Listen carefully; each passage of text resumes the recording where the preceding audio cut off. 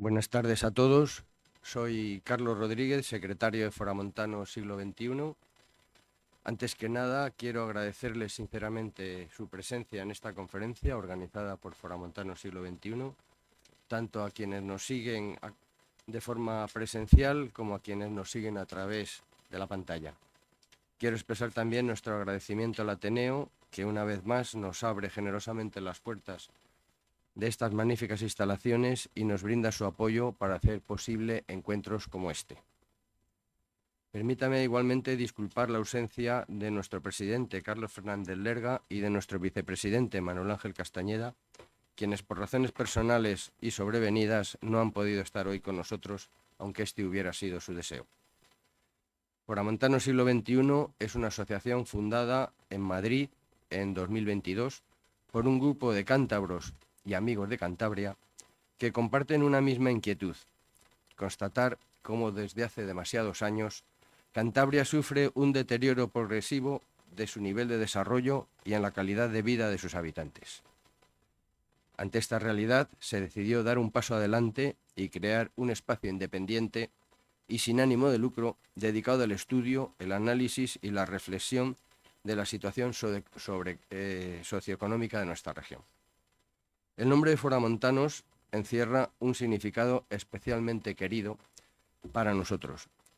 Se utiliza para referirse a los cántabros que por motivos personales o profesionales han salido al otro lado de las montañas y residen fuera de su tierra.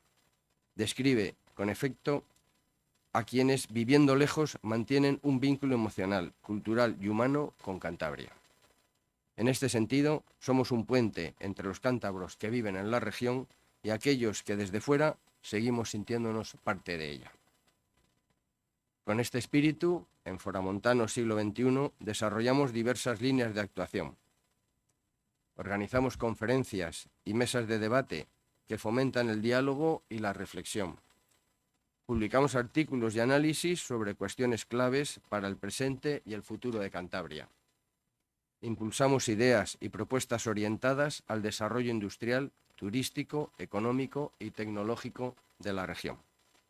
Pero por encima de todo, nos guía un objetivo central: movilizar a la sociedad civil. Queremos contribuir a que la ciudadanía tome conciencia de que si no actuamos con determinación, Cantabria corre el riesgo de seguir transitando una senda descendente que afectará cada vez más nuestras oportunidades, nuestro bienestar y el futuro de las próximas generaciones. Creemos firmemente que el cambio es posible, pero también que solo será alcanzable si lo construimos entre todos. Nuestro propósito es ayudar a que Cantabria recupere el dinamismo, la ambición y la calidad de vida que merece. Por eso estamos hoy aquí, para aprender, pensar y debatir juntos, y para comenzar a construir desde la reflexión colectiva las soluciones que nuestra tierra necesita. Y sin más, damos ahora paso al doctor don Daniel Casanova, quien tendrá el honor de presentar al conferenciante de hoy. Muchas gracias. Buenas tardes. Muchas gracias, Carlos. Me gustaría, con su permiso, antes de presentar al conferenciante Tomás Cobo y de la Sanidad, pues tomarme la libertad de que ayer falleció un amigo nuestro muy importante y miembro también de este Ateneo, que ha tenido mucha oportunidad, Alfonso Usía. Y en ese sentido me gustaría que en su memoria pudiésemos guardar un minuto de silencio.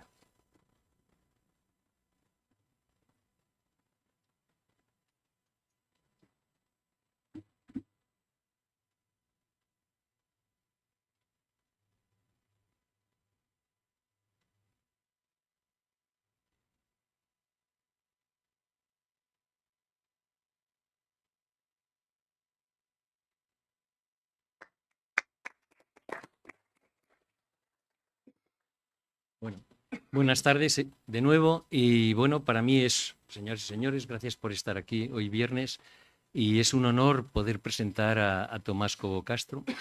Tomás Cobo es un médico pues muy querido y muy respetado por todos los médicos que le conocemos y además es una figura probablemente de las más influyentes en la medicina española actual. Él se licenció en medicina en la Facultad de Santander, en nuestra Facultad de Medicina, y después hizo su especialidad de anestesiología y reanimación en el Reino Unido, donde permaneció casi 10 años. A su vuelta empezó a trabajar como médico anestesiólogo en el Hospital Sierra Llana de Santander y también en la Clínica Montpía, donde gracias a su capacidad y a su rigor pues ha podido desarrollar pues una serie de proyectos, de inquietudes, de programas que han beneficiado mucho a muchos pacientes.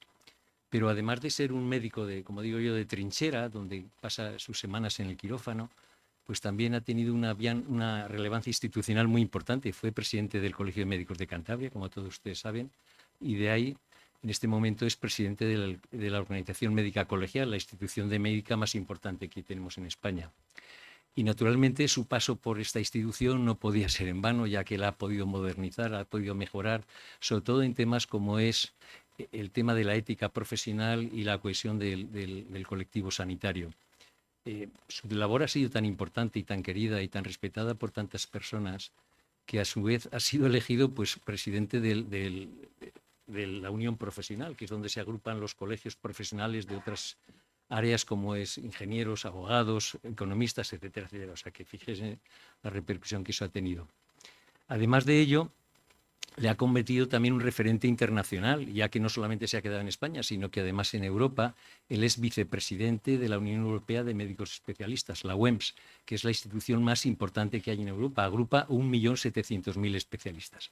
Bueno, pues él es uno de los vicepresidentes y esta organización lo que hace es armonizar la formación de especialistas en Europa.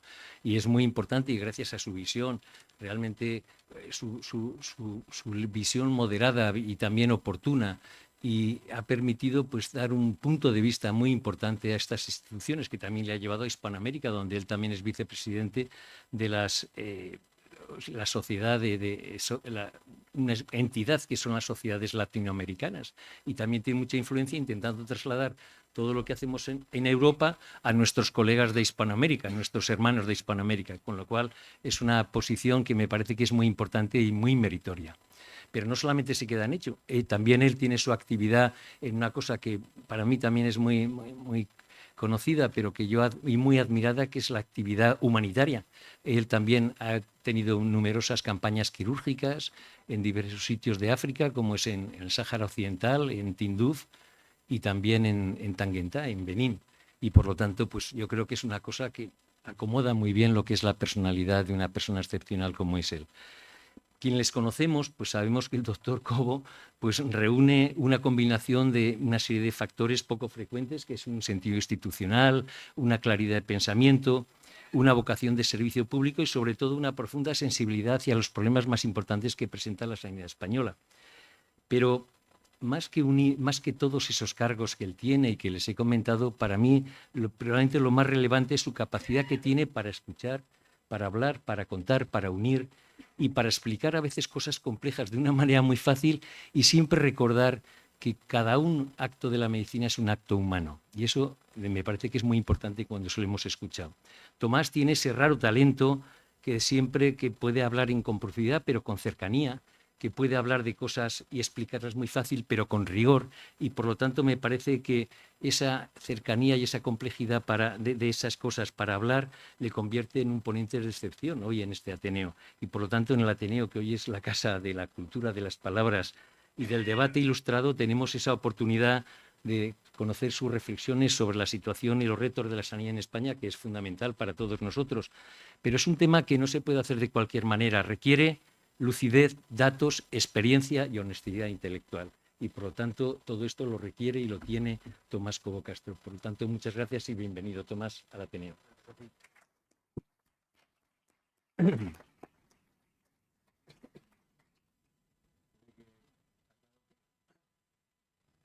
¿Se me oye ahora? Sí. Está claro que se ve que Daniel es muy amigo mío. Además de haber sido profesor mío en la facultad, lo mismo que el doctor Rama que está aquí. Es un honor para mí, Daniel, y una suerte el poder estar hoy aquí en el Ateneo. Me decía el profesor Rama que es la primera vez que un presidente de la Organización Médica Colegial de España viene aquí en toda la historia que tiene el Ateneo, o sea que triple honor. Y escribía, me han dejado escribir en el libro que tienen, y escribía un poco lo del mensaje que os quiero lanzar hoy, ¿no? Yo creo que lo nuclear es eso, y es una tertulia ahí.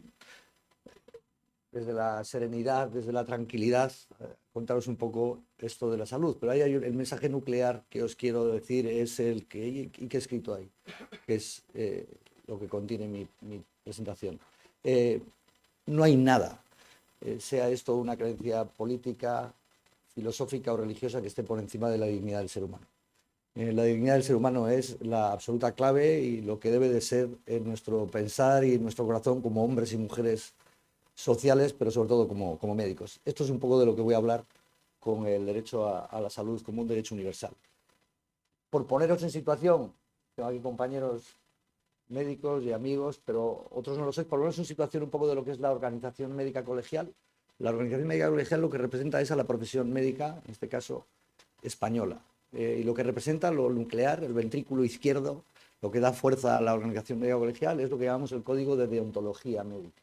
Los médicos, además de cumplir con el Código Penal y el Código Civil, como cualquier otro ciudadano, debemos de cumplir con el Código de Deontología. El Código de Deontología reúne una serie de compromisos, entre los que está pues, el compromiso de la honestidad, el compromiso de establecer una relación adecuada médico-paciente, el compromiso de la distribución justa de los recursos limitados, el compromiso de la investigación, el compromiso de que esa investigación esté libre de conflicto de intereses, el compromiso de la docencia, el compromiso de las competencias profesionales. Bueno, todos esos compromisos que se aunan en ese código de ontología y a los que estamos obligados todos los médicos a cumplir, es lo que le damos a la sociedad, a cambio de lo cual la sociedad, ¿qué nos da?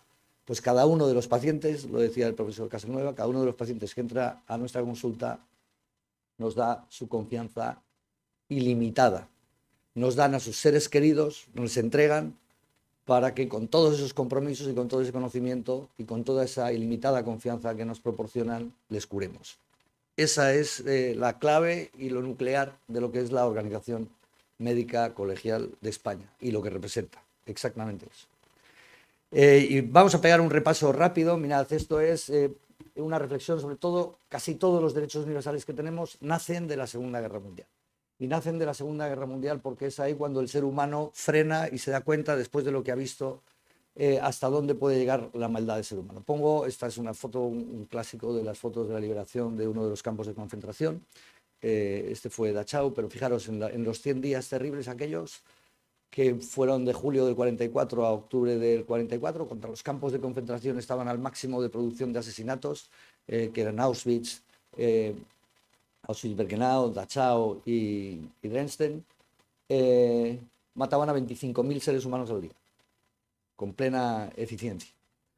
Pero no solo fueron los nazis los que cometieron estos asesinatos, estas bestialidades, ¿no? También el bombardeo de Dresden o el bombardeo de Hamburgo con las bombas incendiarias, que lo hicieron los británicos con la Royal Air Force, se cargaron en una mañana también a 70.000, ¿no? Por cierto, que el general de la Royal Air Force que lo dirigía, Brown, se suicidó. Pero no solo eso, fijaros que en Varsovia, cuando fue aquel verano del 44, también mataron a 250.000 entre bombas, entre matanzas en las calles, 250.000 polacos murieron, por no irnos ya al final de la Segunda Guerra Mundial, que es la bomba atómica en Hiroshima y Nagasaki. Bueno, pues con todo aquello fue lo que se quedó en la corteza cerebral, y con aquellos ojos que vieron aquel terror de que había sido capaz de generar el ser humano, es con lo que nacen las instituciones. Y pongo aquí, no deberíamos estar hablando de derecho a la salud, porque de allí nacieron las ideas y las instituciones que marcaron unas normas que son de las que os voy a hablar ahora, y sobre todo de la principal, ¿no? Pero se ha comentado ahora, y es un tema de actualidad, porque estamos viendo que volvemos a lo peor del primer tercio del siglo XX. Estamos viendo en los representantes mundiales personajes que son, cuando menos, grotescos, dirigiendo grandes países del mundo. No voy a decir los nombres, pero yo creo que es bastante bien. No solo les tenemos en España, sino que les hay en el mundo. Decía que nacen las organizaciones mundiales, las instituciones europeas, mundiales, la Organización de las Naciones Unidas, la ONU. Ya había una sociedad de naciones que fracasó en ese paso de la Primera a la Segunda Guerra Mundial. La Asociación Médica Mundial, que nace antes que la Organización Médica Mundial. La Asamblea Médica Mundial nace justo en septiembre del 46, aunque se consolida en 1947, y por cierto había un español presidente de la Organización Médica Colegial formando parte de ellas, el doctor Bael. Y la Organización Mundial de la Salud, que nace en 1948, dándose cuenta de que la salud era algo que no se podía restringir a un solo país, sino que, como hemos visto en la pandemia, los virus no tienen fronteras. Pero si ha habido un documento que haya hecho el Homo sapiens sapiens, que realmente merezca la pena leer en profundidad y que realmente resume todo aquel horror que ellos vivieron, pues sin duda la Declaración Universal de los Derechos Humanos, que se publica en 1948. Esta señora que veis aquí es Eleanor Roosevelt, la mujer de Franklin Roosevelt, que fue la que coordinó a todos aquellos hombres, porque eran todos hombres excepto ella y otra señora polaca. Eleanor Roosevelt, cuando terminaron el documento, no quiso leerlo ella, no quería ser protagonista en ningún caso, con lo cual todos los demás que estaban con ella tampoco quisieron leerle. Finalmente lo terminó leyendo un subsecretario. Pero es el documento más importante que nace de eso que os decía, de la ética y del profundo cuidado de la dignidad del ser humano. Y aquí en el artículo 25, hablando de los derechos y hablando de salud, dice que reconoce el derecho de toda persona a un nivel de vida adecuado, incluyendo la atención médica y los servicios sociales necesarios. En la Asamblea Médica Mundial, a la que la Organización Médica Colegial de España pertenece, pues se han sacado muchos artículos que han sido de absoluta consolidación de lo que es, como os decía antes, la profesión médica en general y su deontología. Bueno, ahí tenéis un listado de ellos. Uno de los más importantes es el de Helsinki de 1964 sobre investigación médica. Pero bueno, no voy a uno por uno a contárosles.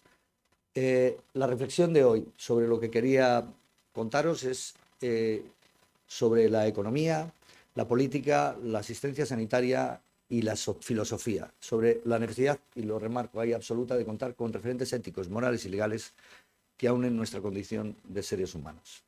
Esta es la clave. Desde la economía parece que lo único que hablamos es de la economía y que lo único importante es el dinero y este país y la deuda, cuando realmente las políticas de bienestar lo que hacen es crear seguridad y desarrollo económico y social. Por ejemplo, la alimentación y la escolarización. Oiga, la vacunación. Todavía estamos, y aprovecho para decirlo los que no os habéis vacunado, todavía estamos discutiendo si la vacunación sí o no. Pero ojo, que tenemos un secretario de Estado en Estados Unidos que es antivacunas. Fijaros, la vacunación y el agua potable son las dos grandes conquistas de la salud pública. Bueno, buenas condiciones de salud y seguridad en el trabajo, y cuando se debilita la salud pública, pues nos encontramos con lo que nos encontramos en la COVID-19, que la tenemos bien reciente. La política, estamos asistiendo a un espectáculo de política, lo decía antes, yo no sé, grotesco o caricaturesco, ¿no? Pero la política es verdaderamente importante. La política bien hecha, en búsqueda del interés general, con instituciones más sólidas, en las que se debata no con esta falta de decoro y de formas y de conocimiento que podemos ver cada día en la televisión. Y digo no solo en España, sino en el mundo. La buena política, digo, mira al futuro, crea confianza y acepta la negociación. Están poniendo mucho como ejemplo ahora, ¿no?, la época de la transición, pero efectivamente, aquí lo tenemos reciente en la historia de España. La época de la transición fue una época de buena política, de conciliación y sobre todo de búsqueda del interés general. Y la asistencia sanitaria, pues ahora ahondaré en la asistencia sanitaria en España, de la que somos ajenos, pero puede exhibir importantes logros, pero pongo aquí que muchas veces se ve erosionada por el crecimiento disparatado de los precios de los medicamentos, de esto sabe mucho Javier Crespo, y de tecnologías que imponen los monopolios industriales. Mirad, este es otro de los documentos que le analizamos, pero son los 17 Objetivos de Desarrollo Sostenible, que son absolutamente cruciales, ¿no? Y define la OMS como cobertura sanitaria universal el acceso de todas las personas a servicios de salud necesarios, preventivos, curativos, rehabilitadores y paliativos, sin que ello implique dificultades financieras. Y por último, la filosofía, os decía, la búsqueda del interés general, ¿no?, que es lo que debe de buscar la política, y la equidad. Y el interés general es en buena medida el resultado de los procesos democráticos. Se expresa cuando votamos. Uno vota a lo que le da la gana, pero siempre y cuando veamos que lo importante, que es lo que nos tienen que reflejar los programas de los partidos políticos, es el interés general. Y efectivamente, la salud es una inversión de futuro. Mirad, para que nos hagamos la idea de que tenemos el modelo de salud que tenemos en España. Y vamos a diferenciar, yo creo que es muy intuitiva la explicación, entre lo que es el modelo y lo que es el sistema. El modelo que tenemos es el universal, público y gratuito, con todas las matizaciones que tiene la palabra gratuidad, porque efectivamente lo pagamos con nuestros impuestos. ¿Y el sistema? El sistema es el que gobierna ese modelo, el que se tiene que encargar de mantener nuestro modelo sanitario, que es eje, clave y pilar de la justicia social. Ese sistema en España lo tenemos en una España divergente con 17 comunidades autónomas, lo que llamamos la cogobernanza. A la labor de la ministra realmente lo que es ser capaz de generar un consenso en esos 17 consejeros que representan a cada uno de los servicios autonómicos de salud, cada una de las saludes de las 17 comunidades autónomas, para sostener nuestro modelo. Ese sostenimiento de ese modelo a través de ese sistema de cogobernanza no solamente es público, hay público y privado. El 33% para sostener ese modelo es sanidad privada.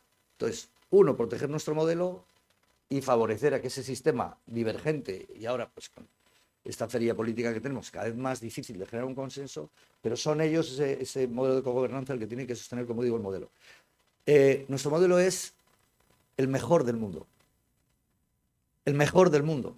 Ya lo hicimos en la pandemia. En la pandemia estuvo España en la fase, permitidme que lo ponga en términos deportivos, la fase de defensa fue en la que apenas teníamos nada, que por cierto lo que más sirvió inicialmente, y lo vuelvo a recordar como educación y salud pública, el distanciamiento social, la mascarilla y el lavado de manos. Yo me subo al avión ahora que hay epidemia de gripe, no lleva mascarilla nadie, la llevo yo. Y la gente me mira como yo miraba a los chinos hace 10 años. Pero la mascarilla es absolutamente elemental. Elemental. Digo lo mismo del lavado de manos y del distanciamiento. Bueno, nuestro modelo es el mejor del mundo. Y digo que en la fase de ataque, en la fase de defensa estuvimos todos iguales, pero en la fase de ataque España en vacunaciones estuvo en el top del mundo. Es cierto que hubo un país más pequeñito, que era Israel, pero los países en los que juegan el Mundial, Alemania, Francia, Italia, Estados Unidos, Argentina, Brasil, bueno, España fue el top. Y eso salvó cientos de miles de vidas. Y ese fue un sistema con ese modelo de cogobernanza, con esos 17 servicios autonómicos de salud, pero fuimos capaces de hacerlo los mejores del mundo. Y seguimos siendo los mejores. Es cierto que en Europa este modelo universal público y gratuito existe, con dos diferencias. Nosotros tenemos aquí lo que se llama el Beveridge y la mayor parte de ellos tienen otro modelo, que es el Bismarck. Nosotros nos parecemos mucho más a los británicos, pero poco a poco nos hemos ido distanciando porque lo que hemos hecho ha sido reforzar la atención primaria. Y creedme, somos ajenos los españoles, los ciudadanos, o sois ajenos, o son ajenos los ciudadanos españoles a lo que tenemos. No existe en Estados Unidos. En Estados Unidos una prótesis de cadera es la descapitalización de la familia, de una familia media alta. Una prótesis de cadera cuesta más de 100.000 euros con el ingreso, con la prótesis. Y si no tienes el dinero, se acabó. Y no es que no, bueno, pero te lo cubre el seguro. No, oiga, depende de qué seguro. Yo he tenido la oportunidad de pasar consulta con un cirujano estadounidense que no daba crédito a que todos los pacientes que entraban en la consulta, los que les estaba haciendo el preparatorio, todos fueran susceptibles, si era así, de trasplante hepático. Porque lo que me decía ahí es que tenían un semáforo así de fácil, verde, naranja y rojo. En función del seguro que tenían, el que salía en rojo, ni siquiera le ofertaban la posibilidad del trasplante. Es decir, lo que tenemos aquí lo debemos de cuidar entre todos. Y habiendo dicho esto, sin mirarnos mucho al ombligo, tenemos cosas que hacer, tenemos cosas sin ninguna duda mejor que hacer. Pero sin sanidad es muy difícil generar equidad y sin equidad es muy difícil generar justicia social. Y sin justicia social hay pérdida de dignidad del ser humano que va a depender finalmente del dinero. Claro que debe transformarse. Tenemos problemas, hay escasez de profesionales, hay una demanda asistencial. Los médicos venimos quejándonos desde hace mucho tiempo de 3 quiebras fundamentales, la inestabilidad en el empleo, tenemos precariedad, el 50% de los médicos en España tienen contrato precario dentro del Sistema Nacional de Salud, los sueldos, el modelo retributivo que tenemos es un modelo anticuado que se basa fundamentalmente en las guardias y luego existe un problema de falta de tiempo para la formación médica continuada. Si os metéis en el chat GPT y preguntáis cuánto tiempo necesita un anestesista para estar actualizado al día, 23 horas. O sea, que me quedaría 1 hora para trabajar, ¿no?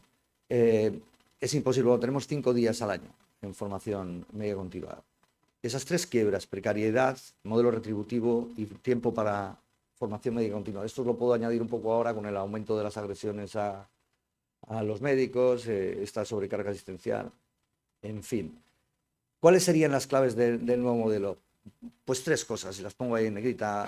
Lo primero que tenemos que hacer es medir, qué es lo que estamos haciendo, evaluar una vez tengamos la medida hecha y luego priorizar. No por meter mucho más dinero vamos a mejorar nuestro modelo. Lo que tenemos que hacer es recoger datos, evaluarles y priorizar, planificar con la evidencia y educar en salud. Ahora tenemos la inteligencia artificial, que es un aliado como pongo aquí, muy poderoso, pero hay que integrarla despacio, con sensatez, preservar la autonomía del paciente y mantener el protagonismo del profesionalismo médico. La inteligencia artificial no va a quitar al médico. La relación médico-paciente es absolutamente clave y lo va a seguir siendo en todos y cada uno de los actos médicos. Ahora bien, la inteligencia artificial será absolutamente necesaria para cualquier médico que quiera ejercer con las debidas competencias.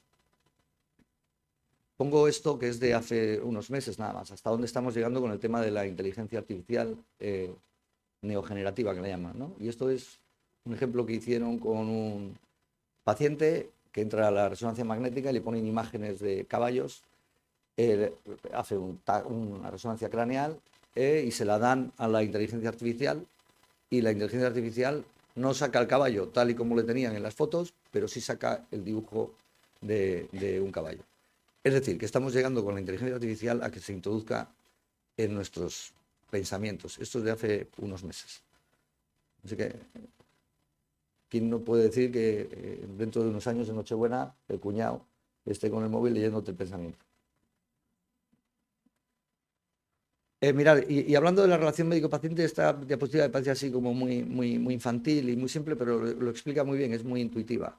Ya veis el paciente o la paciente, esa chiquita que va con un Nicky rosa, y ahí veis en la caricatura A al médico. Pues la relación médico-paciente tradicionalmente ha sido el paciente con el médico tenía, esos son los cajones desde los que sacaba todas las pruebas de las analíticas o tal, y detrás tenía a sus colegas, que eran los que llamaba y les decía, oye, pues al reumatólogo o al traumatólogo o al internista, pues tengo este problema y tal, pero la relación se mantenía entre el médico y el paciente. Progresivamente fuimos evolucionando a una relación en la que el paciente ya no se relacionaba solo con un médico, no era su médico, sino que tenía ya interlocución directa con el traumatólogo, con el reumatólogo, con el internista o con el de digestivo. Y cada uno de ellos tenían detrás su arsenal terapéutico o de diagnóstico en esos armarios. Pero es que finalmente lo que estamos ahora viendo es que se ha interpuesto ya el médico, la figura del médico intermedio desaparece completamente y se pone por delante las pruebas diagnósticas. Ya es cuando viene el paciente a la consulta y lo que te hace es te pone la resonancia por delante para que viene con el diagnóstico. Eso es precisamente lo que no debemos de perder. Y es lo que estamos haciendo mal. Y como siempre, ¿quién está en el medio del sistema? Pues las personas. Aquí no hablamos de la Guardia Civil en general, sino hablamos del Guardia Civil que te va a poner la multa, que oiga, o multa o bronca. O no hablamos del Sistema Nacional de Salud en conjunto, sino del médico que en un momento determinado te está hablando, ¿no? Tenemos un capital humano excelente, pero hay déficits estructurales, lo que os decía antes, la estabilidad de la carrera profesional, pero la sostenibilidad y la equidad es lo que da legitimidad al sistema. Y lo que pedimos y venimos pidiendo desde la Organización Médica Colegial, pero también desde la Unión Europea de Médicos Especialistas, desde la CONFEMEL, la Confederación de Entidades Médicas Latino-Iberoamericanas, en general desde todos los ámbitos de las profesiones médicas, un pacto social por la salud, y en concreto en España. Un pacto que se genere sin esas visiones miopes ni esas fronteras electorales y que sostenga a ese modelo del que os hablaba. Una gobernanza ética de la innovación, la evaluación, lo que decía antes, y las prioridades. Más preventiva, más personalizada, más digital, pero sobre todo más humana. Y termino ya. Y termino hablando de la medicina personalizada y la medicina de precisión, que lo iréis ahora cada día. La medicina de precisión, también por una explicación intuitiva, más facilona así es los CAR-T, ¿no? Los CAR-T lo que consiste es, nos sacan una célula, un linfocito, nos le cargan de armamento, nos lo vuelven a introducir y dispara sobre las células tumorales, ¿no? Esa sería la medicina de precisión. La medicina personalizada es la que tiene en cuenta al paciente en su conjunto. No es lo mismo un diabético obeso que trabaje en una pastelería a un diabético obeso que trabaje en un sitio en el que no tiene acceso al dulce, por deciros alguna cosa. Pero bueno, hablando de medicina personalizada, esta me lo habréis oído contar, pero me gusta mucho sobre todo explicársela a los chavales. Este señor es Archibald Cochrane, que no se hizo famoso por lo que os voy a contar. Él se hizo famoso porque fue el ideólogo del Sistema Nacional de Salud británico, del NHS, y cuando escribe sus memorias escribe una circunstancia de su vida que no había contado nunca y que ayuda a la reflexión. Él, cuando termina su carrera en 1943, se alista voluntario al ejército británico, le destinan a Grecia y es capturado prisionero por los nazis, y el resto de la guerra se dedica o le llevan de un campo de concentración en otro como médico. para atender a los prisioneros. Y es en el frente oriental cuando de madrugada le abren la puerta del botiquín, le tiran a los alemanes a un soldado ruso que estaba chillando de dolor, y Cochrane cuenta que le ausculta y bueno, se detecta lo que puede ser una pleuresía por una tuberculosis, ¿no? Pero el hombre chillaba y no paraba, y no tenía nada que darle, le da unas aspirinas, sigue chillando. Finalmente se le lleva a su camastro, y cuando está en el camastro no sabía qué hacer con él, seguía chillando y le abraza. Le da un abrazo y a los pocos minutos cesaron los llantos y a las pocas horas murió en sus brazos. Y hace la reflexión Cochrane diciendo, fallé en el diagnóstico de lo que le sucedía a este hombre. Sí es cierto que tendría una tuberculosis, pero sobre todo por lo que chillaba era por la soledad. Eso es la definición de medicina personalizada. No habrá acto médico, no hay acto médico que si no lleva afecto y no lleva cariño y no lleva empatía sea un buen acto médico. Y esto es lo que os tenía que contar, nada más.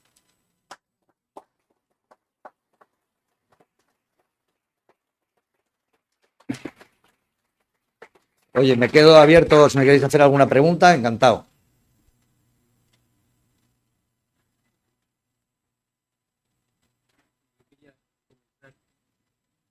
Una cosa que has dicho está muy bien y todos, es una letanía que siempre decimos, la sanidad debe ser buenísima, universal y gratuita. Sin embargo, eso no es una realidad. Por ejemplo, la asistencia en los dientes pues no es gratuita, hay muchas intervenciones y muchas cosas que no son gratuitas. Entonces, ¿cómo eso se explica? Y por otro lado tenemos un modelo que en la educación está educación pública, educación privada y educación concertada. Y sabemos que en España, vamos, el 30% de la población española tiene un seguro libre de asistencia sanitaria con compañías. Y sin embargo esto, en vez de verse como una cosa buena y felicitar a los que se pagan con su dinero este tipo de asunto, se les penaliza y se critica. Es decir, es una cosa que yo no logro entender, cuando a mí me parece que es una simbiosis. O sea, todos los pacientes, por hablar una cosa concreta que entendemos todos, que van a operarse en la clínica Montpía, donde tú y yo trabajamos, esos pacientes no van a la seguridad social, con lo cual están dejando un hueco. En el sitio es como el que está esperando el autobús y de repente uno coge un taxi. Se paga el taxi, pero deja un hueco para el autobús y, sin embargo, eso se critica. Es una cosa que no puedo entender desde tu punto de vista de la Organización Médica Colegial, cómo no habéis podido influir para que esta gente que critica tanto cambie su chip y dé las gracias para que el que se paga con parte de su pecunio este tipo de actividad, que me parece que es razonable, ¿o no? ¿O estoy equivocado? No. Vamos a ver, todo lo que sea radicalizar y sobrecarga ideológica va mal. Ya he dicho que lo importante es el modelo, nuestro modelo.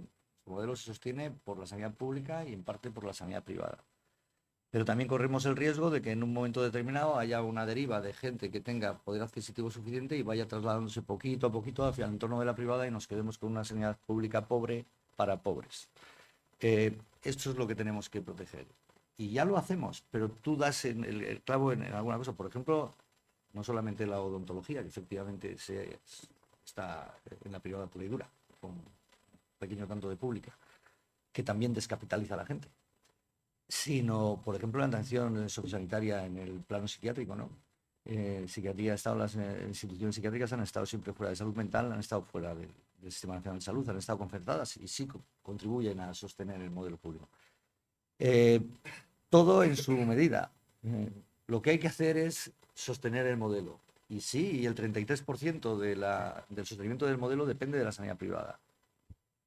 Pero, no sé, me gustaría también preguntarse en ello, mientras tanto sigo hablando. Pero hay una cosa que está clara. Algo no está funcionando cuando tantos médicos y enfermeras están marchando de España. Y eso es una de las cosas... Bueno, esto es un mantra, pero esto es un mantra. Bueno, eso es un mantra, Daniel.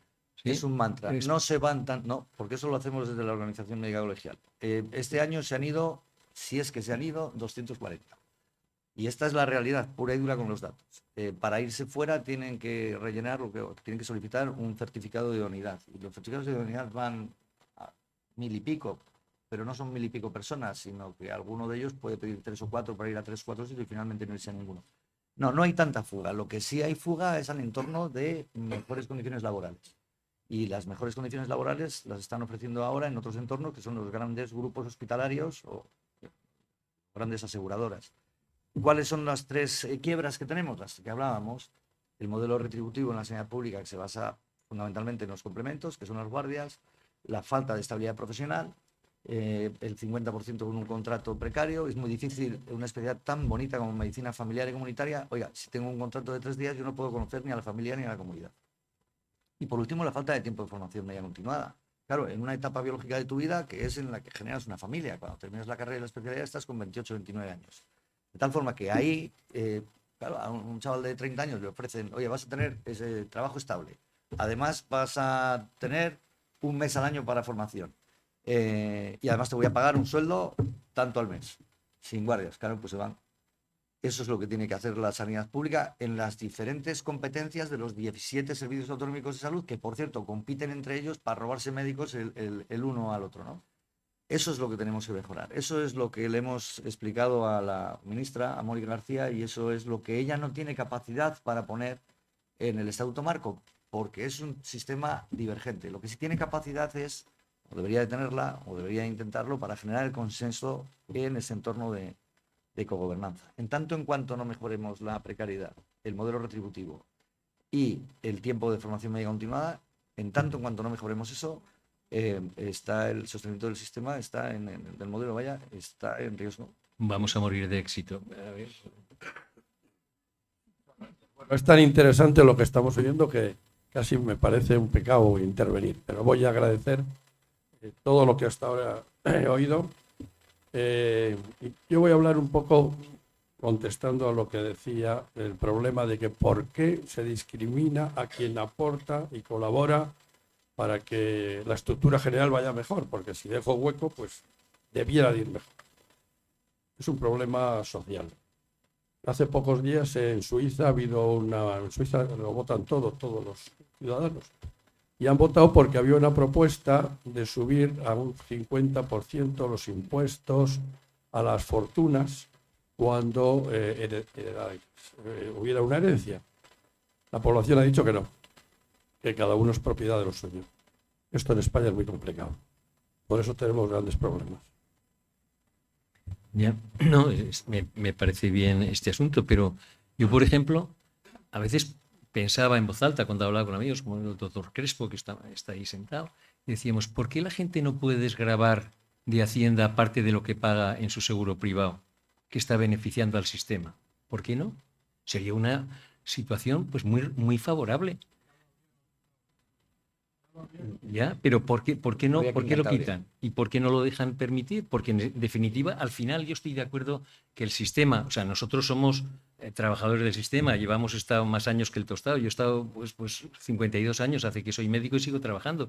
Es decir, soy testigo de la bondad de este sistema del cual yo siempre he estado orgulloso, el sistema público en los hospitales españoles. Pero me duele, después de trabajar tantos años, ver que hay cosas que no están funcionando suficientemente bien y tiene el riesgo de que eso vaya cada vez peor, incluso que pueda colapsar, porque la siguiente generación no ve las cosas como las veíamos nosotros.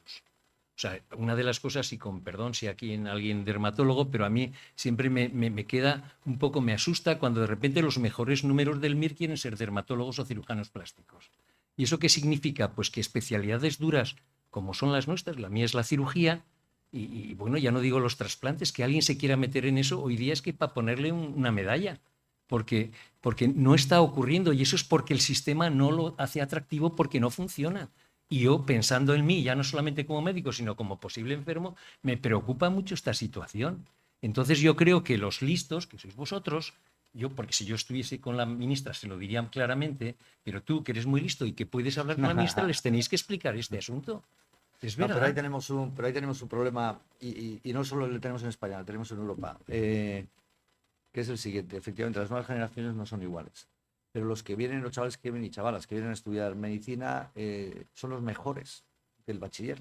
Son unas notas extraordinarias. Oye, fíjate que han tenido que saltar ya el 10, que era lo básico, ahora ya tienen que ir con un 14 o con un 15.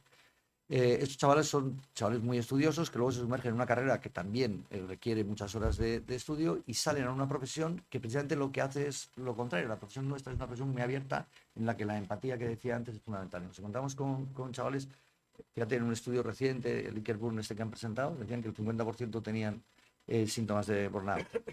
de síndrome de trabajador quemado. Se encuentran en una profesión que es expansiva y con mucha responsabilidad. Y con unas circunstancias pues trágicas, que es el encontrarse de frente con la enfermedad y la muerte, cada día, cada mañana. Y son chavales que no han tenido el tiempo para adquirir unas competencias de habilidad social o de comunicación. Yo creo que la selección la estamos haciendo mal. Yo creo que sí que hará falta una nota, la que sea, para entrar, pero no es exclusivamente la nota lo más importante para desarrollar una carrera que es puramente vocacional, oiga. La actitud. Vocacional. Claro. Médicos hacen falta, se lo digo a los peyos cuando me echan a las carreras, que voy a ir a 2 o 3 universidades que miran. Médicos hacen falta en todo el mundo. Es decir, que vais a poder desarrollar la profesión sin ningún problema en cualquier lugar del mundo. Oiga, no sé si exactamente la vas a hacer, si has estudiado en Cazoña, vas a poder desarrollarla abajo en Valdecía. Pues igual no, pero vas a poder desarrollarla. Y yo creo que ese es un poco el error. Luego, durante la carrera, a eso es a lo que hay que dar toda una vuelta. Hay un problema ahora estamos teniendo con lo que llamamos la mirificación de la carrera. Los chavales empiezan a estudiar una metodología, cómo aprobar un examen según terminan sexto. Y la pregunta aquí es, coño, aquí me traigo yo un chaval espabilado, un ingeniero de telecomunicaciones, le enseño en 3 meses, 6, venga, en 8 meses a hacer una metodología del examen y a ver qué nota me saca. Igual me saca el 2 o el 3, sin haber estudiado la carrera de medicina. Y luego, la tercera parte donde fallamos, las aptitudes. Las actitudes son fundamentales. Porque no todo el mundo vale para ser un piloto de caza, ni todo el mundo sirve como tú para ser un cirujano hepático de trasplantes, claro, ni para ser un anestesista, que para eso valdrán más. Pero y esto es lo que nos estamos midiendo, ¿no? Y eso sí que esa evaluación continua que se debía hacer, yo creo que desde tercero, cuarto, quinto y sexto de carrera, mirad que hay chavales, oye, pues coño, a este se le ve que puede tirar por aquí o por ahí, Eduardo. Esto no lo estamos haciendo. Yo estoy de acuerdo contigo que el sistema MIR debe modificarse, incluyendo, además de una nota de una cualificación, sí, obviamente, pues la actitud para que uno realmente por lo que quiere ser médico y que esté interesado. Yo creo que eso siempre es bueno. Y a mí me parece que la diferencia entre un buen médico y un mal médico fundamentalmente es la actitud, porque eso lo hace que se forme mejor y aguante más el tiempo cuando las vienen mal dadas y vienen las complicaciones. O sea que en ese sentido yo soy un absoluto convencido de las notas. Hemos visto gente con notas buenísimas que no son muy capaces ni entienden ni el termómetro a lo mejor o lo contrario, pero hay que llegar a una especie de equilibrio. A mí me parece que Javier, Antonio, que por ahí, en fin, que tenemos la oportunidad de criticar las cosas que nos parecen que son criticables y poder aportar las ideas.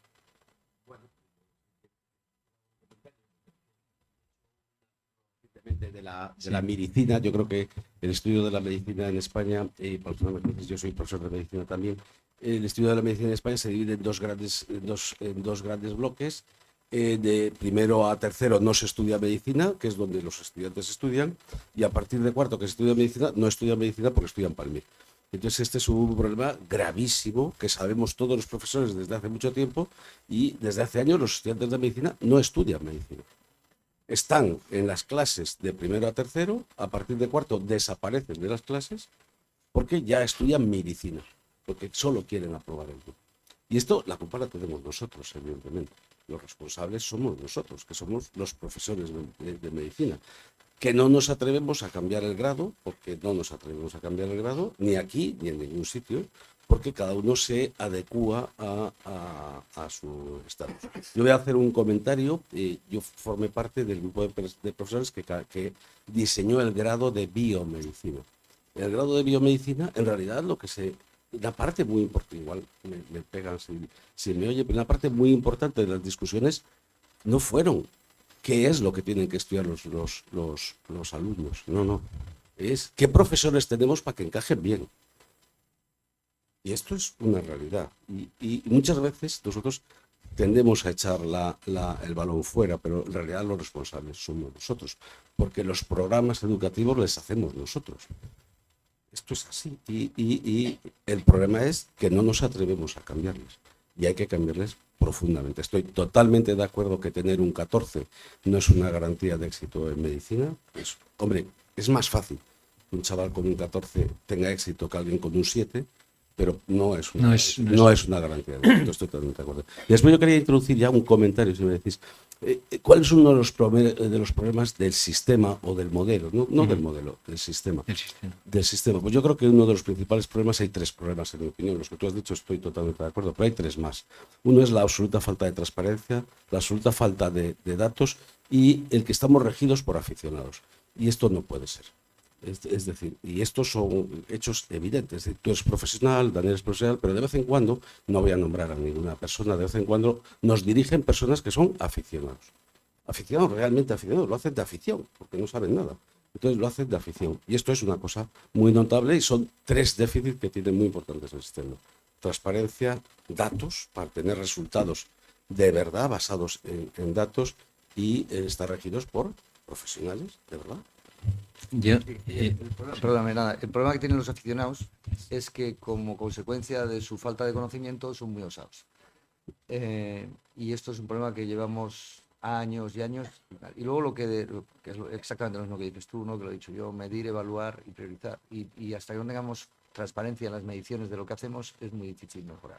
En cuanto a lo que la responsabilidad de los profesores, una vez más, vamos a las endogamias que hay en las universidades y lo difícil que es mover los intereses que existen alrededor de las universidades, ¿no? De las facultades. yo quería hacer un comentario en relación con esto que está diciendo Javier. El problema es que se tiene la tendencia siempre de igualar por abajo, que es la forma más fácil de igualar. Tú pones a todos cero y ya está, todos son iguales y todos los más listos. Pero eso no funciona. Y lo hemos vivido en los hospitales, lo hemos vivido en la medicina, lo hemos vivido. Y hay una serie de criterios que nunca se han aplicado. Uno de ellos es el conocimiento. El segundo es la profesionalidad. El tercero es la penosidad. Y el cuarto es la productividad. Y esos criterios son los que hacen que no puede ser lo mismo, desde el punto de vista ahora, una cosa muy, muy doméstica, económica, que la guardia de una especialidad sea lo mismo que la guardia de otra especialidad. O sea, hay especialidades donde están, pues, anestesia, por ejemplo, pues están en el quirófano, los cirujanos estamos en quirófano, y hay otras especialidades que tienen el mismo complemento económico en la guardia y no tienen ningún tipo de trabajo nunca, ninguna noche, porque son especialidades, yo qué sé, de otro tipo de que son así. Y lo sabemos, los que estamos allí lo sabemos. Entonces, claro, eso es muy desincentivador. Y la gente más joven, ¿dónde se apunta? Dice, oye, que voy a subir yo con esto a cuestas toda la montaña. Oye, pues a lo mejor me voy a quedar aquí al lado del río un rato, ¿no? Entonces yo creo que eso, para la ministra también es verdad no, que es verdad, es que esto no lo hacen, pero la ministra y todos los consejeros de sanidad de todas las comunidades autónomas, no puede ser, el modelo no va a funcionar nunca mientras no haya niveles de competencia que sean diferentes de unos de otros, y el que más trabaje va a ganar más dinero, y el que menos trabaje o más complicaciones tenga, pues ganará menos dinero, porque para eso son los resultados de las cosas, y para eso son los datos que tú decías. Por lo menos esa es mi opinión, y siempre la he mantenido, ¿eh? O sea que... Bueno, más que por especialidades, Sí, que perdón, también... Julio quería hablar. Así. Así. Un segundo nada más que por especialidades, que también por hospitales y realmente por la tarea que tenga, ¿no? Puede ser que seas anestesista, pero si resulta que hay 3 de guardia de anestesia y 2 están en la cama, pues esos 2 no han hecho absolutamente nada tampoco.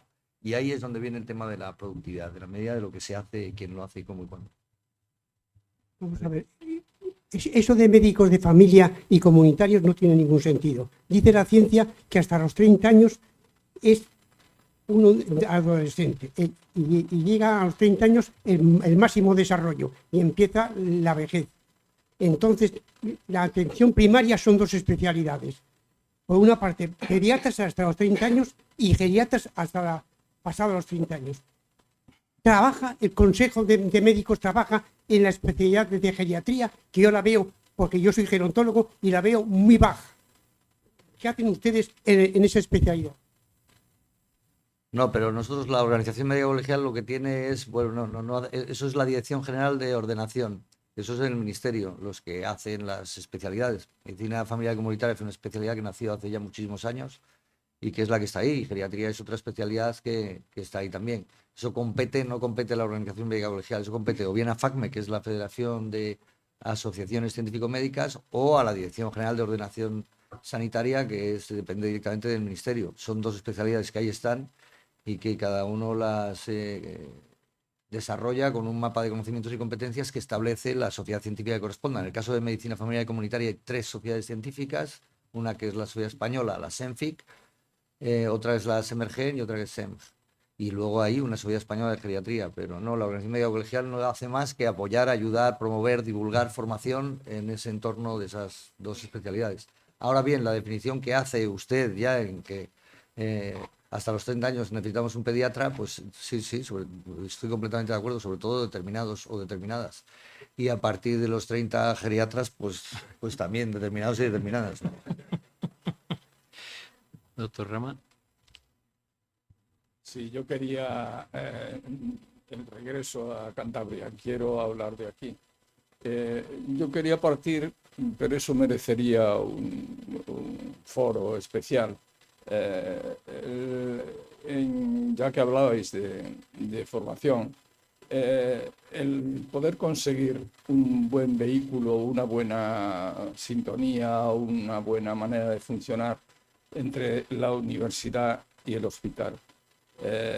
No es un auténtico todavía hospital universitario. Todos sabemos los defectos que sufrimos para que eso se consiga. Pero, insisto, eso necesitaría otro foro. Pero sí que quisiera hablar de un temor que tenemos todos, claro, eso es obvio, no como médicos, sino en cualquier sitio de nuestra región, que la sanidad no deja de ser un saco sin fondo. Y ya vamos por bastante más del 50% en nuestro presupuesto. Entonces hay que tener sentido, hay que pensar que algo tendremos que hacer diferente. Cantabria siempre fue rica en sanidad. Fuimos hospital nacional, fuimos punteros, tenemos en nuestro estatuto a nuestro hospital, que somos la única comunidad autónoma que lo ha colocado como, para que se defienda como es debido. No somos en absoluto ricos en infraestructuras, en carreteras, en industria. Hombre, a ver si podemos seguir siendo medio ricos en sanidad. Para conseguirlo sería posible. Yo te lo hago a ti especialmente, Tomás, porque sé que, como yo, nos formamos en Inglaterra. Y allí no nos dan demasiadas opciones. Yo diría que hoy no nos dan ninguna. Y de aquella, cuando nos formamos, pues las justas. Pero la realidad es que ellos han conseguido una financiación mixta que no estaba mal. Claro, yo no la conocía desde dentro y por lo tanto no sé detalles íntimos, pero la realidad es que la medicina privada se defendía mucho en el hospital, y por lo tanto financiaba una parte de los departamentos. Y estaba contento el especialista y estaba contento el sistema. Y claro, pensar en eso en nuestro país o en nuestra región se me hace casi imposible, pero sí que me gustaría saber tu opinión. El modelo que tienen los británicos, que le mantienen, por eso no han desarrollado mucho su sanidad privada, no tan potente como en España. Ellos lo que tenían era el uso de los recursos, de la infraestructura de la sanidad pública para la sanidad privada. En los hospitales había un ala, en todos los hospitales, no en uno, en todos los hospitales había un ala que era para atención al médico, y en las listas de quirófano que yo tenía, pues de vez en cuando te venía un PP que llamaban, que era un private patient, y era lo normal. Eso no ha ido tan bien, de hecho ha ido bastante mal, porque se han encontrado con una sanidad privada que era Bupa, tú eso lo conoces, que no tenía la potencia de otras compañías aseguradoras como tenemos en España, con muy poco desarrollo hospitalario, porque dependía mucho de la infraestructura pública. Y efectivamente el NHS, cuando nosotros le conocimos, yo le conocí en los años, pues en los 87 hasta el 98, era mucho más potente, y luego hicieron los trusts, que eran un poco lo que aquí intentaron hacer con las fundaciones, y eso ha hecho que aquello se vaya deshaciendo un poquito como un azucarillo. Y ahora mismo la sanidad pública en Inglaterra está mal, con muy poco soporte de la privada. A todo esto ahora le metemos el Brexit, y el Brexit ha tenido unas consecuencias para la sanidad, para el NHS británico, trágicas, porque se nutría de muchos profesionales médicos europeos que cuando iban allí se les convalidaba el tiempo o hacían la especialidad, y luego se reintegraban a sus países, ¿no? Como hicimos nosotros. Bueno, ahora ya cuando te vas a Inglaterra es un país extracomunitario, con lo cual para volver no es la comunicación automática que tuvimos, sino que tienes que atravesar el laberinto, con lo cual han perdido una grandísima fuerza de recursos humanos. Ahora mismo, y vuelvo a decirlo, y lo digo con plena claridad y con conocimiento de causa total. He estado en la Asamblea Médica Mundial ahora en Oporto, he tenido la oportunidad de hablar con representantes de organizaciones médicas de todo el mundo. Nuestro modelo sanitario ahora es el mejor del mundo. No os quepa de verdad ninguna duda. Y no nos damos cuenta, somos ajenos a ello. Sobre todo los más jóvenes, los que han nacido dentro de tal. Mejorable total, medición importantísimo, productividad. Lo sabemos todos, tú hablas haciendo una crítica interna de lo que es la universidad, yo hablo dentro del Sistema Nacional de Salud, en el que he trabajado aquí en España por más de 20 años. Hay hipertrofia de servicios, lo sabemos, hipertrofia de servicios, y no se mide la productividad en su generalidad. Y sobre todo no se extraen datos, porque esto lo contabas tú muy bien en una conferencia que dabas. Javier Crespo fue jefe de servicio de digestivo en Valdecilla y profesor de la universidad. Contaba muy bien que los únicos datos que podíamos sacar eran el nombre y los apellidos. Y punto. Y esta es la pena, estamos desaprovechando recursos. Esperemos que con la digitalización pues vayamos mejorando. Pero cuando hablan de la historia clínica europea, yo de verdad me da la risa, pero sonrío. Porque es que yo trabajo en una comunidad en la que hay 2 historias clínicas diferentes. En Cantabria, que somos 500.000. Coño, y hay una para primaria y otra para hospitalaria. Y cuando nos trajeron el visor, aquello fue la locura. Ya que yo me podía comunicar con el médico de primaria desde el hospital. Es todo una...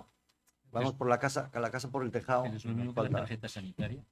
Lo No mismo hay que la una tarjeta sanitaria. única en España, con lo cual... Carlos quería hacer una pregunta. Vamos a ver, yo es que soy ingeniero. Entonces, un poco ajeno a la medicina, nada más que como paciente o como observador. Pero ya hace 10 años, en unas sesiones que participé sobre informática y distintas profesiones, me sorprendió mucho que el hospital, creo que era el Hospital de la Ribera de la Safor, en Valencia, en Alicante,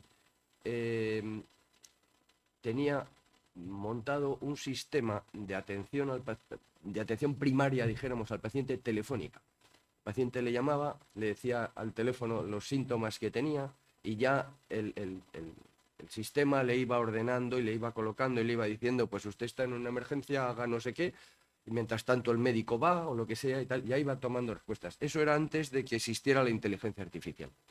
Ahora entiendo que con la inteligencia artificial eso tiene que avanzar de una forma brutal. ¿Se está poniendo la inteligencia suficiente para que la inteligencia artificial sea útil a la sociedad médica? Pues me alegro mucho que me hagas esta pregunta, como dicen. Mira, desde Unión Profesional, que está tocando ahora estos años presidirlo, hemos captado un fondo de Next Generation, un fondo europeo de 200 millones de euros para el desarrollo y la implementación de un curso de competencias digitales. Precisamente, Carlos, dirigido a eso, a que no vayamos los médicos detrás de los informáticos, que no sean los informáticos los que nos vayan dando lo que tenemos que hacer, sino que seamos los médicos, los profesionales, los que lideremos a los ingenieros y les digamos qué es lo que nosotros queremos que hagan para que nos ayuden.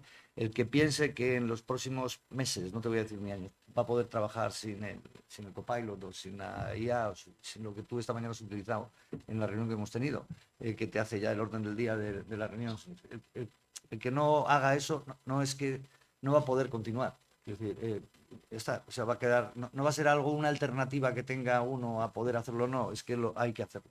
Y esta oportunidad con el curso de competencias digitales, absolutamente subvencionado por un fondo europeo, es una de esas acciones directas y es así que nace de la organización médica colegial, como nace en este caso de los 24 consejos generales que representa Unión Profesional. Sí, absolutamente crucial. Y ya lo que vas tú de esa llamada y tal, eso es un poco más... que es antiguo, pero ¿qué tal es la telemedicina? ¿No? La telemedicina va a ser una de las herramientas que los australianos la tenían desarrollada desde hace muchísimos años y que ahora con las nuevas tecnologías y con el empujón de la pandemia, sin duda que va a ser una herramienta también fundamental. Bueno, ¿alguna pregunta más?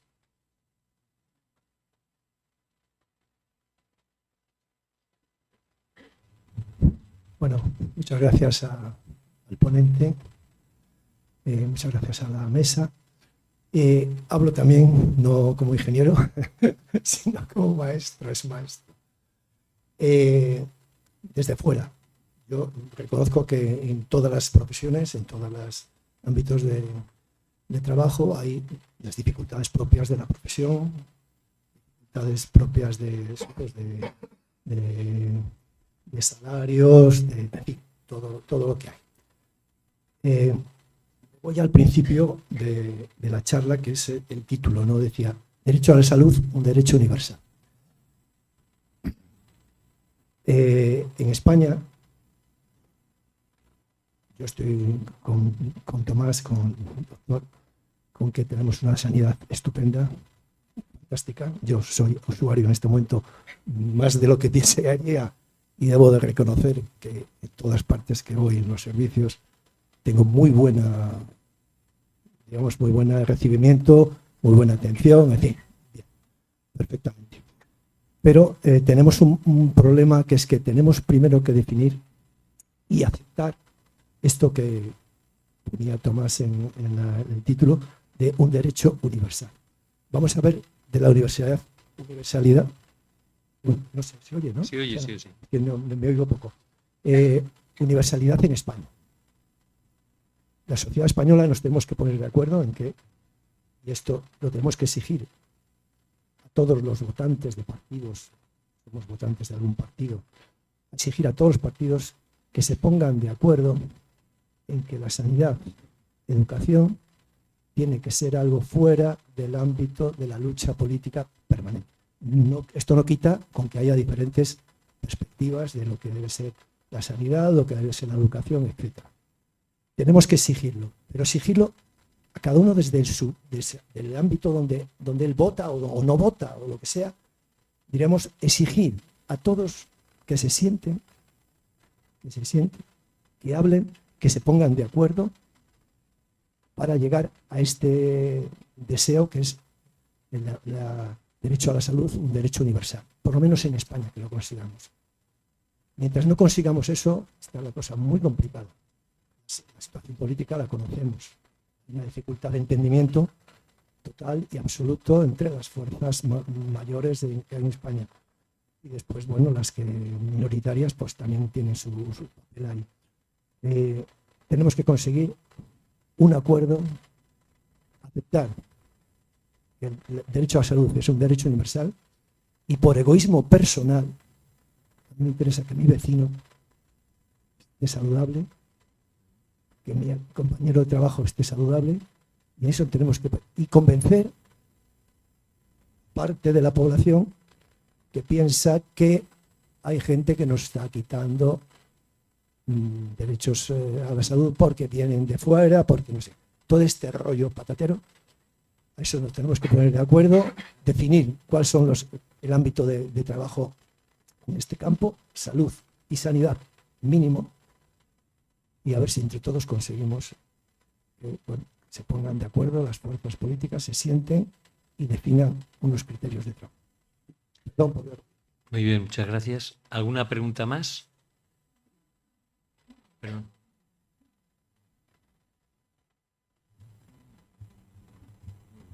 Más que una pregunta más era tres consideraciones, o en algunas de ellas hay una pregunta. Tanto que habéis hablado, más que tienes muy buena proyección para todo, y debido a tu estatus en el ámbito nacional, aparte de lo universal, en España hay algo que podría ser muy fácil, pero que por lo que muchos han hablado no se realiza. En una ciudad, en una provincia tan turística como esta, viene mucha gente de fuera, pero cuando se encuentra mal y van a urgencias, resulta que no tiene su historial. A diferencia de los pacientes que son de aquí, que tienen en el hospital todo su historial. Entonces, claro, la forma de asistir a esas personas que son de otras provincias es muy distinta. Y de hecho, cuando has mandado a alguien al hospital, al recibirle, dices, bueno, pero ¿cómo no han considerado? Que se me olvidó decir, dice el paciente, lo que me pasaba hace tiempo y eso, y yo pensé que mis antecedentes ya los tenía. Bueno, no sería tan dificultoso, creo yo, que informáticamente se extendiera lo que es el historial clínico de cada persona a todas las provincias. Creo que hay algo que se invierte tanto en informática, pero que luego no lo ves. No lo ves por algo que tenía que ser tan sencillo, ¿no? Por otra parte, debido a la estructura que tienen para el acceso a la carrera, vemos una diferencia de cuando nosotros accedimos, ¿no? Antes podías estudiar lo que quisieras y donde quisieras, sin ninguna cortapisa, ni número, ni notas medias, ni nada de nada. Dependías de tu vocación. Podías a lo mejor perder un año o dos, tranquilamente, o con la dificultad, o como te lo aguantasen tus familiares, pero tú hacías tu vida y al mismo tiempo estudiabas, ¿no?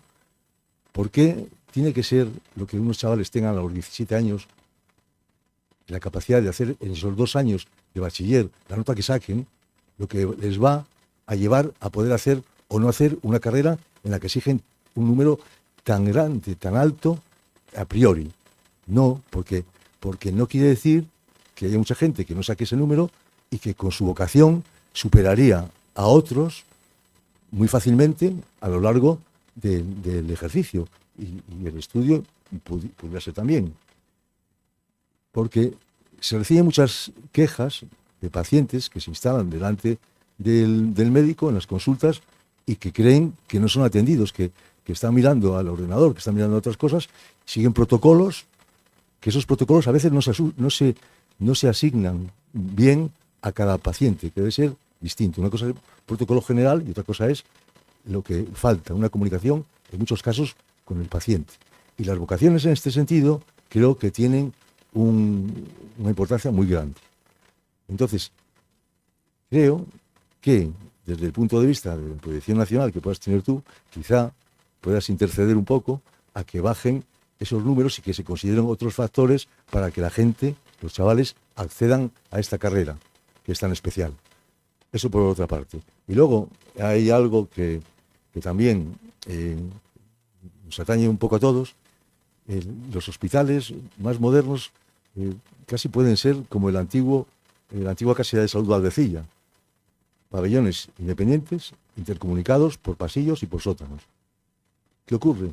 Antes había los quirófanos que daban a una cristalera, daban a la calle, se abrían, el sol prácticamente los esterilizaba, y además de eso, pues cuando un pabellón con tuberculosos o con lo que fuera se contaminaba, se podía uno permitir el lujo de cerrar un pabellón de los 20, 3 o 4 días, fumigarlo bien y partir de borrón y cuenta nueva, ¿no?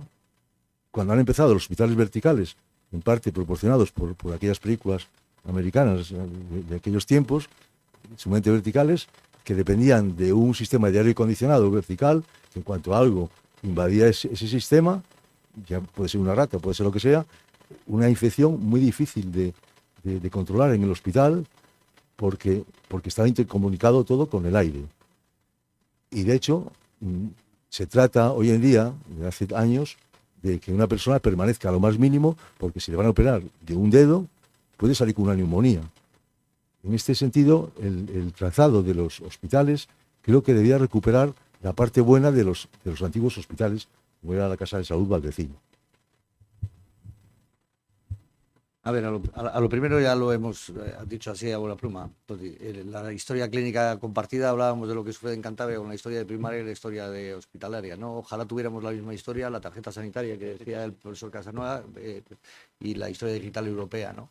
Sí vamos avanzando. Mira, de hecho, en identidad digital ahora, olvidaros ya en breve del carnet de identidad tal y como le tenéis concebido o tal y como lo tenemos concebido, ¿no? Vamos a llevar lo que se llama la wallet digital, en la que, como la wallet que tenemos donde metemos los pases del avión, ahí va a venir nuestra identidad, y ahí hemos hecho un gran esfuerzo desde la Organización Médica Colegial de España, pero también desde Unión Profesional, para que en esa identidad digital vaya, en esa wallet, vaya también la identificación que podamos tener como médico, como profesional, el que sea. Porque hemos participado directamente en Europa, en Bruselas, en la construcción de esta wallet digital. Y ahí, en esa, vamos a poder ya nosotros, los propios ciudadanos, los propios pacientes, introducir nuestros datos clínicos a los que tendremos acceso directo. De tal forma que ese caso que tú pones, cuando vaya a un centro de salud a París, que ojalá no tenga que ir, pero si fuera el caso, yo sacaré mi wallet digital y ahí vendrá toda mi historia clínica, que yo mismo, no la administración, yo mismo he metido para trasladárselo al médico que sea. Eso es lo primero que decía. Lo segundo que hablabas era de lo de oportunidad, la oportunidad de los chavales de entrar con una nota o no. También lo hemos hablado, ¿no? Yo creo que efectivamente para carreras que tienen la vocación de vivir tu vida, lo poco que vivimos aquí, que pensamos que vivimos mucho, pero somos un trocito de carbón prestado. Esto es lo que somos nosotros. Nuestras vidas son muy, muy breves. Pero bueno, oiga, el que ese pequeñito trozo del universo que somos tan chiquitito, lo quiera dedicar a servir a los demás, pues hombre, efectivamente los 17 años es muy pronto, pero esa parte de vocación sí que hay que buscarla. Y no creo que solo sea lo paramétrico, también lo hemos hablado, ¿no? Oye, ya te metes en lo de la arquitectura, en las ciudades hospitalarias, pues chicos, ya que vengan los ingenieros y los arquitectos y nos digan qué es lo mejor y lo más eficiente. Lo que sí es verdad de lo que dices de eso es que tendemos hacia lo que se llama ahora la cirugía mayor ambulatoria, la menor estancia en el hospital y de hecho lo que es la hospitalización domiciliaria, que posiblemente vaya cada vez más para arriba, ¿no? Pero que de momento es muchísimo más cara que la hospitalización hospitalaria, ¿no? Muy bien, pues yo creo que hemos llegado a una pregunta breve. Mientras hace la pregunta, yo sí que una conclusión. Mirad, y lo digo mucho, la sanidad, el modelo sanitario que tenemos ahora mismo en España es el mejor regalo que los españoles nos hemos dado a nosotros mismos en los últimos 100 años.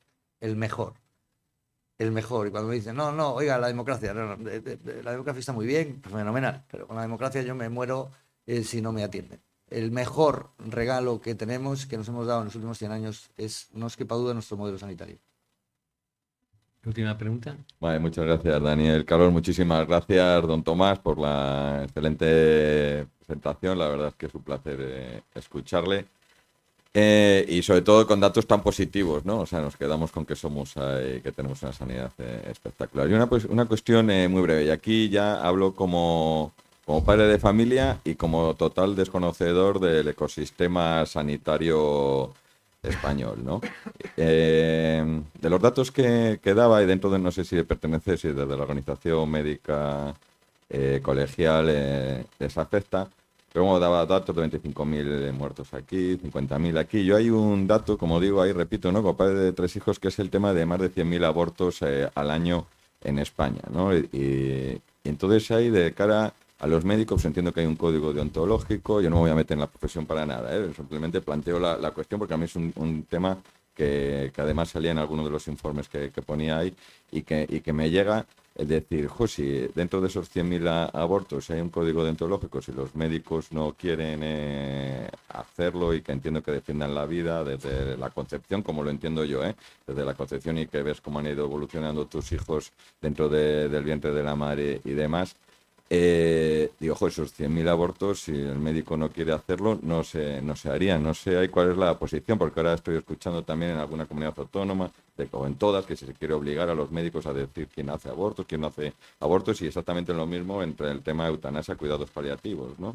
Y es un tema que a mí realmente digo, esto de alguna manera se podría defender la vida con más fuerza, desde mi punto de vista. Ya te digo que hablo como padre de familia y total desconocedor de todo este ecosistema. No, un poco lo mismo que decía al principio de la charla. Nosotros tenemos un código de deontología. En el código de deontología lo que dice claramente es en uno de sus artículos que los médicos estamos para salvar vidas y para curar de la vida. Pero hay al final del código de deontología lo que hay es un artículo adicional específico en el que se dice que el hecho de que alguien, motivos su ideología, si está dentro de la ley, puede hacerlo. Es decir, no le podemos sancionar deontológicamente a aquel médico que en un momento determinado practique el aborto, porque está dentro de la ley que es la que en este momento tenemos en España. En cuanto a las listas de objetores, podemos entrar en las disquisiciones que queramos, pero hay una sentencia del Tribunal Constitucional en el que dan la razón en este caso a la Administración de Navarra, pero genera base jurídica a que la Administración tiene derecho a tener una lista de objetores. Tiene derecho, ¿no? Y ya está, lo ha dicho el Constitucional, y esto es como es. Ahora bien, ¿qué nos parece desde la Organización Médica Colegial? ¿Qué nos parece la profesión médica? Pues nos parece que es una lista que en un momento determinado se puede utilizar de manera fraudulenta, el que puede hacerse una lista negra. Entonces, alguien dijo, oiga, ¿por qué no hacen una lista de los que quieren hacerlo? Oiga, eso tampoco, no queremos tampoco significar a aquellos que quieren hacerlo. Mira, no es un tema de los médicos, esto es un tema de gestión administrativa. Aquí hay una ley en España que desde hace muchos años permite la interrupción voluntaria del embarazo con una serie de características, una serie de condicionantes, y es el gestor de esa cartera de servicios que se ofrece dentro del Sistema Nacional de Salud el que tiene que gestionarlo. Y el que tendrá que decidir es ese ciudadana, o esa ciudadana en este caso, que quiera acceder a esa prestación de ese servicio concreto, que se lo organice. Lo mismo que te organizan una prótesis de cadera, que si te lo hacen en un hospital concertado, te lo hacen igual más rápido que si te lo hacen en el hospital. Y esto es lo que hay. En cuanto a la lista de objetores, el médico tiene derecho a la objeción, nunca ha habido problema con eso, y la administración tiene el derecho a tener esa lista de objetores. Ahora bien, que esa lista sea útil, pues chico, yo no creo que sea útil desde el punto de vista de gestión. Creo que eso está más intoxicado por historias ideológicas, ¿no? Y luego el último responsable no es el médico, el último responsable es el gestor, el gerente del hospital, que con el jefe de servicio tendrá que organizar el circuito adecuado para que esa prestación de en este caso el IBE, se pueda hacer en donde se tenga que hacer. Y esta es la posición. En el Código de Deontología queda expresamente claro que los médicos a lo que dedicamos nuestra vida profesional es a salvar vidas. Bueno, y ahí podríamos entrar también en el tema de la eutanasia y como la polisemia de la eutanasia y cómo se ha planteado, y los determinantes sociales, la polisemia. La eutanasia parece que es la película esta, ¿no? Nada más, este señor que tiene tetrapléjico y tal. Y se confunde con lo que es la analgesia y sedación terminal. Hay que hacer mucha docencia en educación sanitaria para comprenderlo todo, ¿no? Muy bien, pues muchas gracias y muchas gracias, Tomás, por esta conferencia y te damos un aplauso.